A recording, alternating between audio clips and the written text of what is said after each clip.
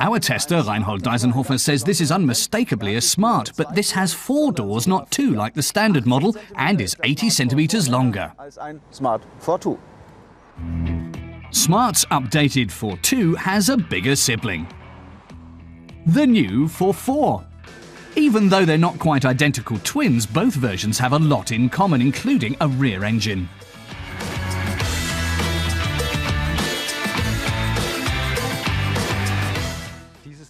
Smart's development chief, Markus Riedel, says the new Forfour looks like part of the family from outside and from the inside. That wasn't really true for the old Forfour, and the new Forfour uses 80% of its exterior length for interior room. He says that's a sensational value which Smart achieved by applying what it had learned from building tiny cars, making the new Forfour a real Smart.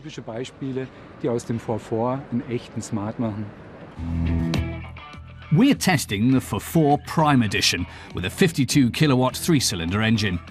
This allows very economical driving, and the Smart consumes only 4.2 litres per 100 kilometres. The base price for the Forfour Prime Edition is €13,705 in Germany. There's a new 5-speed manual and a Twinamic 6-speed dual-clutch transmission to choose from. There are distinctive design features throughout, such as the honeycomb radiator grille in the front. Visually, the Forfour is very similar to the 2-seater. The front and rear overhangs look just as short. Even so, the roofline of the Forfour tapers backwards in a hint of coupe styling. Reinhold says people expect a Smart to be manoeuvrable and offbeat, but also practical. As the name suggests, the Smart Forfour has 4 doors, but also very clever interior solutions, offering more stowage space behind the front passenger seat. Inside, the Smart is very modern. The redesigned infotainment centre is a new feature of the familiar half-moon instrument panel.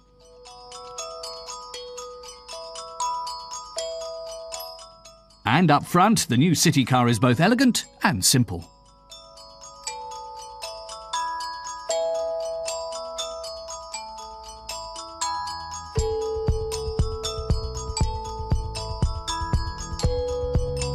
Despite its 4 seats, the car is only 3.49 metres long, but if you fold down the seats, there's a generous 975 litres of luggage space. Markus says Smart asked customers and potential customers what they wanted. They asked, what keeps you from actually buying the Smart Forfour 2-seater? And the most common answer was, we'd love a Forfour, but with more space or room for 4 people. So Smart developed the Forfour together with the Forfour. They have the same DNA. The colourful display unit in the centre console gives the driver access to all functions, such as navigation, telephone and radio.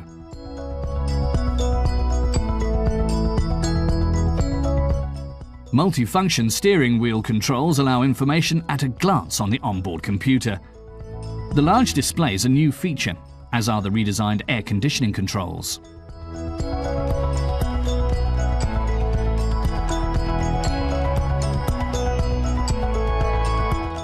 With a base price of €10,995 in Germany, Smart hopes to conquer the city streets. But did it also win over our tester?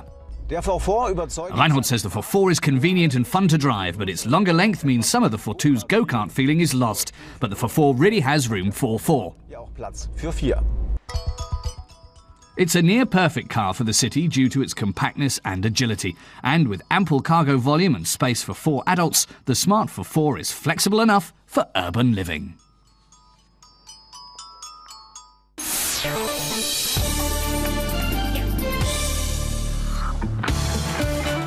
Peugeot has given its 508 series a facelift, both technically and in terms of design. The all-road model's been given an even more striking front end. We're taking the 508 RXH diesel hybrid out for a spin. The 2-litre engine packs 120 kilowatts under the hood, with support at the rear axle from a 27 kilowatt electric motor. That means the RXH can go 100 kilometres on only 4 litres of diesel.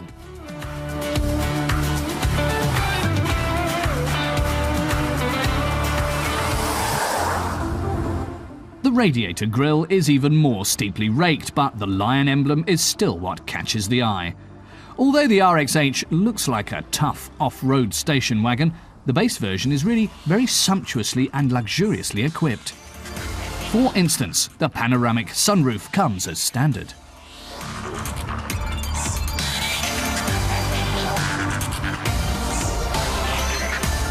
The other special features of the 508 RXH are higher road clearance, striking running lights and coated wheel wells, in addition to chrome trim on the front and rear bumpers.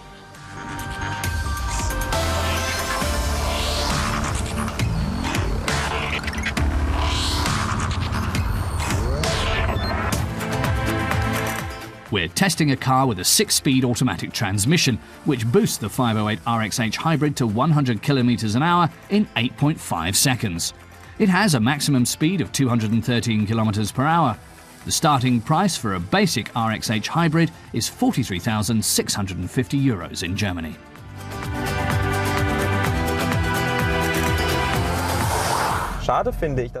Our test driver, Mathis Kurat, says it's a shame that the hybrid only has a power consumption indicator rather than a standard tachometer. And the steering is typically French, meaning you can still feel the road even though it's not as stiff as other cars. Nevertheless, in terms of driving, the automatic transmission takes too long to switch between gears. Mathis says the car is already a bit ponderous and the transmission makes a quick getaway even less likely. Kommt das Getriebe noch dazu und behindert mein rasches Fortkommen zusätzlich. The hybrid drive technology is located under the floor of the cargo area. This is where the electric motor and batteries are housed that turn the car into an all-wheel drive vehicle.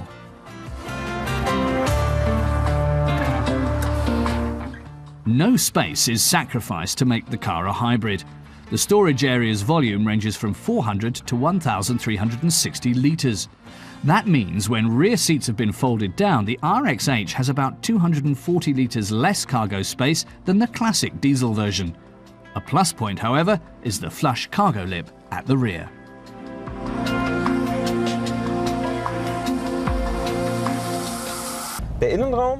Mathis says the interior is well done. All the materials are soft and the touchscreen display is better here than in other Peugeots. Some, he says, are extremely reflective.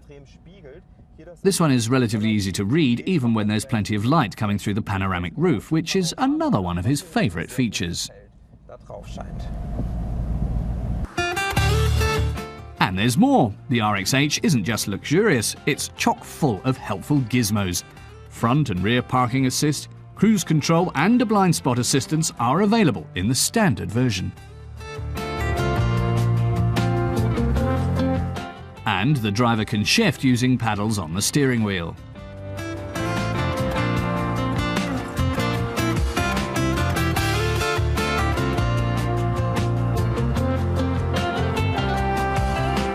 Also standard are heated seats for the driver and front passenger. The blend of off-road ruggedness and interior comfort is impressive.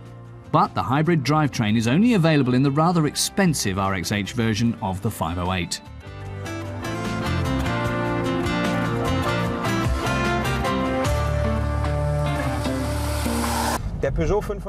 Mathis says he likes the new front end of the Peugeot 508 far more than the old one, whether the car is a sedan, a station wagon or the RXH.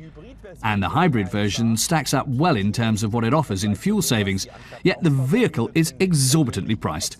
He says, in fact, it may be worth it to look at a diesel or even a less economical gasoline-powered model.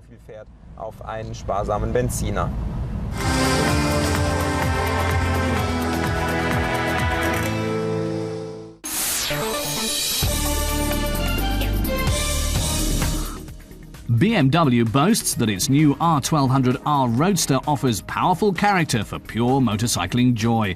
Its 92 kilowatt engine is also found in other BMW bikes. But as a classic naked bike, the R1200R gets the best out of the Boxer engine. The Roadster can zoom from 0 to 100 kilometers an hour in just 3.3 seconds and sells for just under €13,000 in Germany. Going full speed ahead on the straightaways and slowing down just the right amount when taking curves, Audi's RS7 piloted driving concept does all that without a driver on board. At the Hockenheim racetrack, the automaker showed off the concept. Audi aimed to come close to matching the speed, precision and vehicle control of a professional racer, and its driverless car hit speeds of up to 240 kilometers an hour.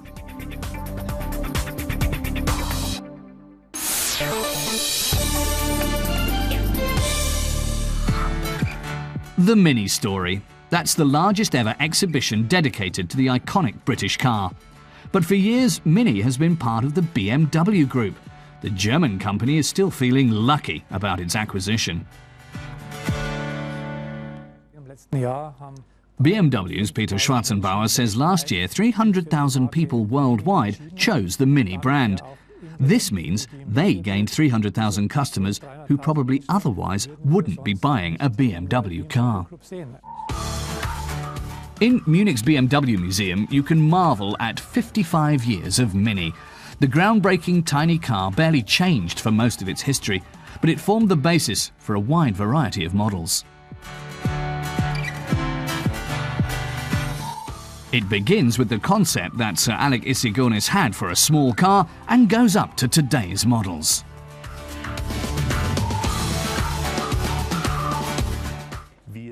Curator Alexander Braun says there are 1,000 square meters of exhibition space, with more than 30 original vehicles from the beginnings of the Mini brand until today, including concept cars.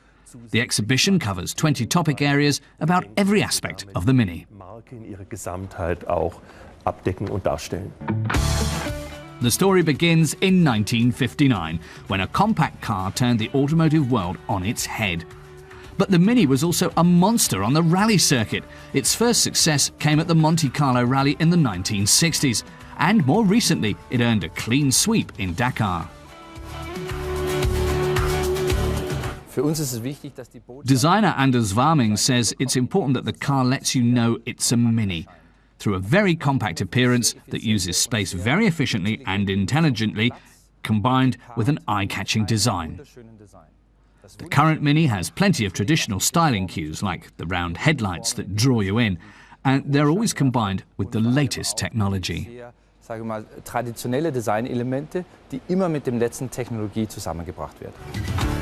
The Mini has grown since it was acquired by BMW. It's bigger and wider with more interior space, but it has managed to hold on to its cult status.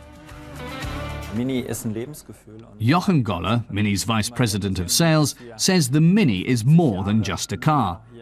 It's a way of life. And there's no better evidence for it than this museum exhibition, spanning more than half a century of history. Since 1959, Mini has become part of history. When the new Minis were introduced in 2001, they followed the philosophy of from the original to the original, bringing over the ideas and design language that made the first Mini innovative and fun. This allowed the new car to be seen as an evolution of the original. An der Ikonografie, an der Designsprache angelehnt und haben das Ganze evolutionär weitergeführt. The exhibition provides plenty of insight into technology and history. Concept cars and creative adaptations show the variety of models and the individuality the marque was capable of, such as this camping Mini. But a Mini doesn't have to be, well, Mini. This stretch version can be used as a travelling hot tub. And rock superstar David Bowie once owned this chrome-plated Mini. Despite this colourful history, the company prefers to look forward. BMW Group CEO Peter Schwarzenbauer says in the long term the company will focus Mini on what he calls 5 superheroes. It's not what car makers typically do. There'll be as many derivatives as possible, but Mini will focus on 5 different types. An electric Mini is likely to come because the electric infrastructure in big cities is likely to be stronger after 2020, and since Mini is an urban brand, that makes sense. Fans of the little car have until 2016 to take in the Mini exhibition at the BMW Museum in Munich.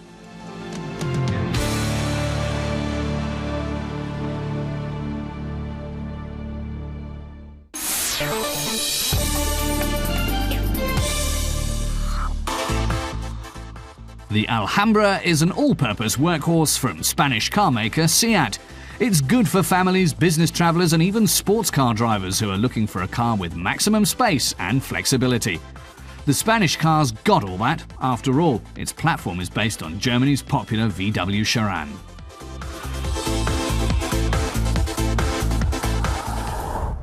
Our tester, Emanuel Schaefer, is taking Seat's large MPV for a spin to find out what it's like in everyday driving. This Alhambra is equipped with the most powerful diesel engine, which can produce 130 kilowatts of power while consuming, according to Seat, on average 5.9 litres to travel 100 kilometres. The engine is zippy and ready to rev without significant turbo lag that might lead to slow acceleration or inconsistent performance. Emanuel says that no one expects to corner in a minivan like they do in a sports car, but the Seat Alhambra can just about do it. And when driving long distances, it's comfortable too. The chassis and suspension are neither too hard nor too soft. People who don't like to shift gears can order a dual-clutch transmission that's just like the ones in a Volkswagen.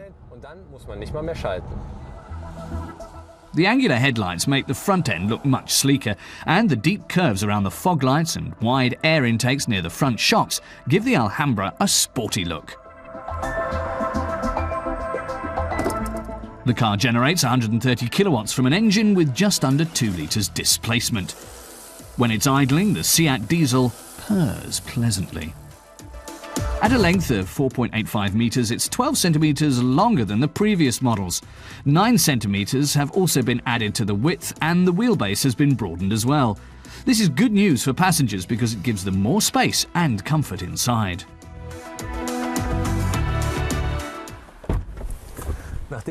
Emanuel says he's been enjoying driving comfort up here in front for a while, and now he wants to find out what it's like when you're sitting in the back. Here you get 3 first-class seats that can be moved forwards and backwards. The seat backs can also be adjusted at different angles for maximum comfort. Our test car even has a 3rd row of seats, and Emanuel thinks they're just great because of how you get into them. The seat folds forward completely to create a relatively large opening through which you can climb with no problem.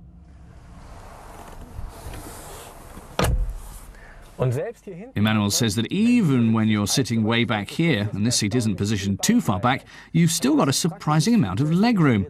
And a truly practical feature is the integrated child car seat. You just fold the seat up, get the separate headrest and insert it, and the kids have somewhere to sit. Und schon hat man hier einen vollwertigen Kindersitz. And even if you're using all 3 rows of seats, there's still enough room in the cargo space for plenty of shopping. But the edge of the cargo area is relatively high, meaning lots of lifting to get things in and out of the vehicle. There's a way to avoid that though. It's easy to fold down the seats, and then you have a flat loading area. Eine ebene Ladefläche. As far as the interior goes, the Alhambra is much more a nice car than a commercial vehicle. The plastics are nice and soft, the details attractive, and easy-to-read instruments ensure driver well-being.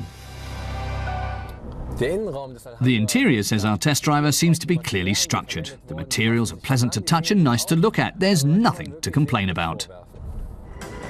Our test car, with the most powerful engine and a 6-speed DCT, sells for about €37,500 in Germany. All in all, the Alhambra puts on a really good show, even in terms of how it drives. And its variability and flexibility make it practical and great for daily use. There's not much to criticize.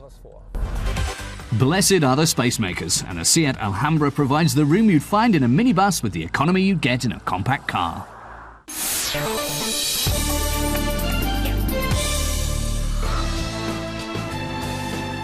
The launch of the Diplomat V8 back in 1964 was Opel's first post-war attempt to re-enter the luxury car market, and the Coupe, shown here, was its top-of-the-line vehicle.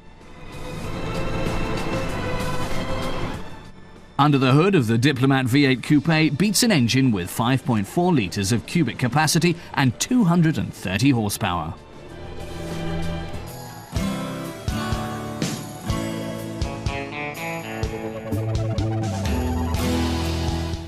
Aside from the Opel logos, the Diplomat Coupe looks like American vehicles of the time. It's a boat of a car, sporting an egg crate radiator grille and plenty of chrome. Though in comparison to the tail fins of the 1950s, the Diplomat's design seems relatively straightforward and sober. Inside, it's like sitting on a comfy sofa. In its day, leather seats cost 1,500 Deutschmarks more, around €750. In the early 1960s, a ribbon speedometer and wood trim were in. Back then, a Diplomat V8 Coupe cost 25,500 marks, more than a Porsche 911, so it's no wonder that Opel didn't expect to sell a lot of them.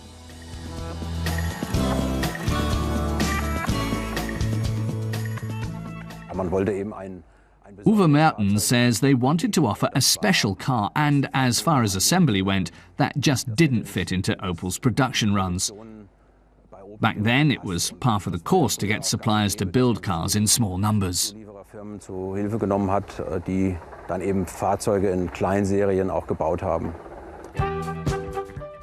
The Diplomat Coupe was largely hand-assembled in Osnabrück at the facilities of coach builder Karmann. Founded in 1901, Karmann had developed and produced special editions and series production vehicles for German automakers BMW, Opel and Volkswagen.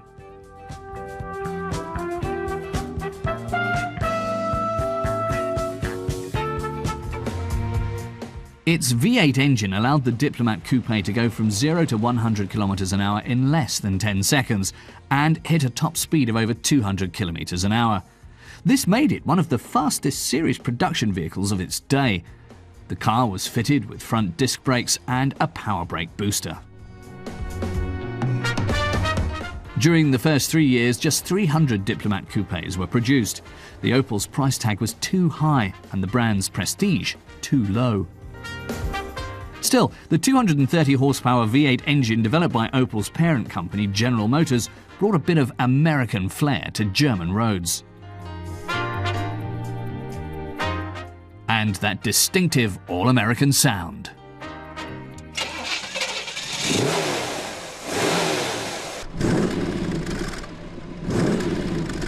Uwe says it's because they fitted the car with the 5.4-litre engine used in the Corvette. Using a ready-made engine meant they didn't have to develop one.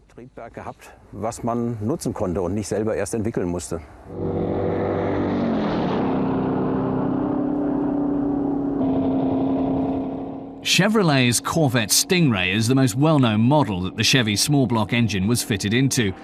Introduced in 1955, GM's small-block engine developed into the world's most produced V8 engine. To this day, over 100 million have rolled off the assembly lines, with cubic capacities ranging from 4.3 litres to 6.6 litres. The small-block engine powers everything from sports cars to pickup trucks.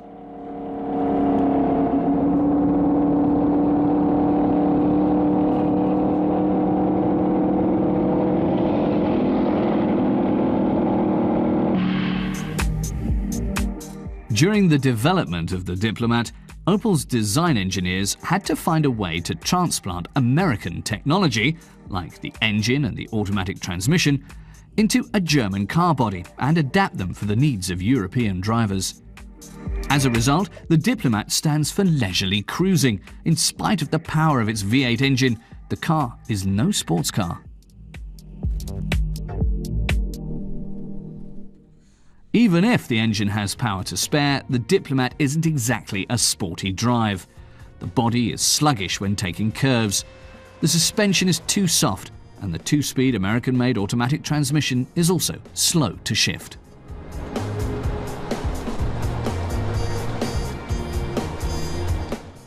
But today, classic car enthusiasts prize the coupe as a pleasure cruiser. But its rarity means that pleasure doesn't come cheap.